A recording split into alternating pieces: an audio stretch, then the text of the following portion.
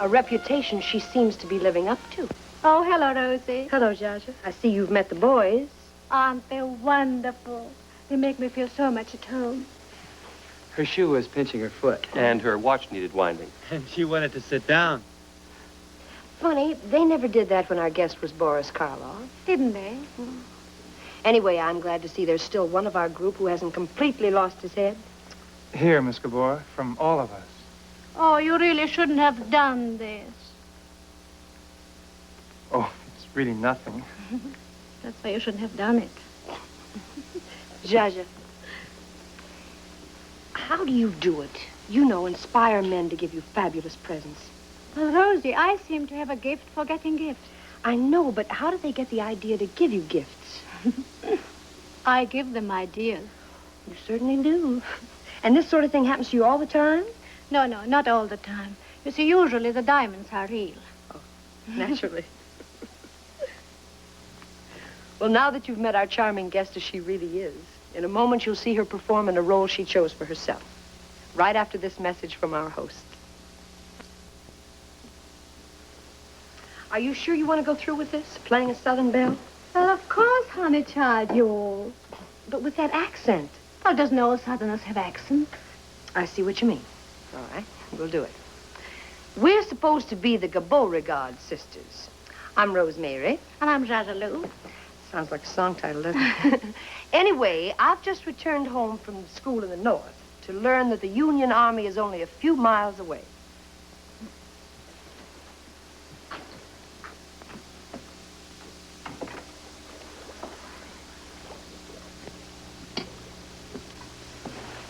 Rosie, I'm ready. Zha Zha Lou! Sister. Zha Zha Lou, I've come home. What have they done to you at that school? What do you mean? You talk like a Yankee. I talk like a Yankee. Sister, I'm starving. Is there any food in the house? Yes, sugar. I prepared something for you myself. Southern fried goulash. But I've suddenly lost my appetite. There's so many other things to do. What, sugar? Well, like unpack, look around the old place, sing a song. Oh, why don't you sing a song, Rosie? And I run along and bring a little old paprika for this goulash. Good idea. Zha Zha, your accent may not have been very Southern, but you certainly have been a most charming and decorative guest. Thank you very, very much. Thank you, Rosie, for letting me play an entire different part. Hello, Bob, I'm ready.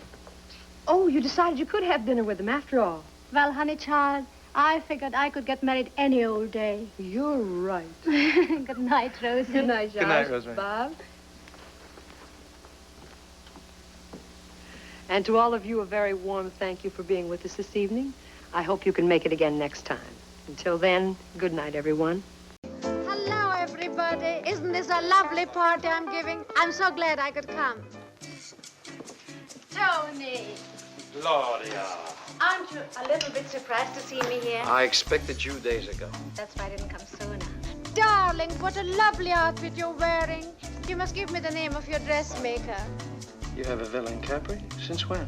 I don't know. I think I inherited it. Tony, I hear you've fallen in love and not with me. How is that possible? The press.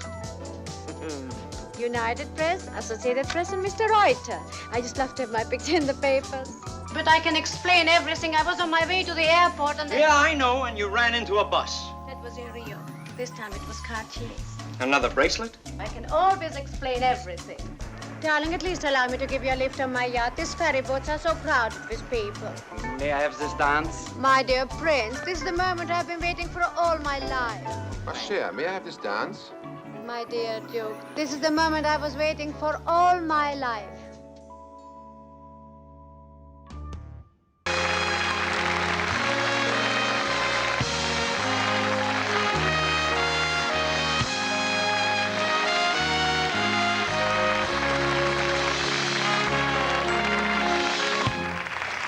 You look absolutely beautiful. I feel really wonderful to be in Australia. All my life I wanted to come here. Did you miss the first visit? To see a koala bear. You've got this amazing style, as I said in the introduction. Is that something that you're born with? I don't know if I have an amazing style. I sort of like to dress up like all of us girls do. That's why I need so many husbands, because one husband can't support all these clothes. You need to change around to get a better wardrobe, do you? Every time I need a new wardrobe, I have to get a new husband. I see. What's the state? Are you in the market now? I'm always in the market. You can never tell if you find somebody better than you have. But right now I am married. You are? Thank God he's in America. He doesn't hear this because I would be shot for sure. What about the glamour that you give, though? Do you think that today that women, generally speaking, indeed the world, don't care or isn't glamorous enough? Well, in America, we are glamorous, though. Women are very glamorous.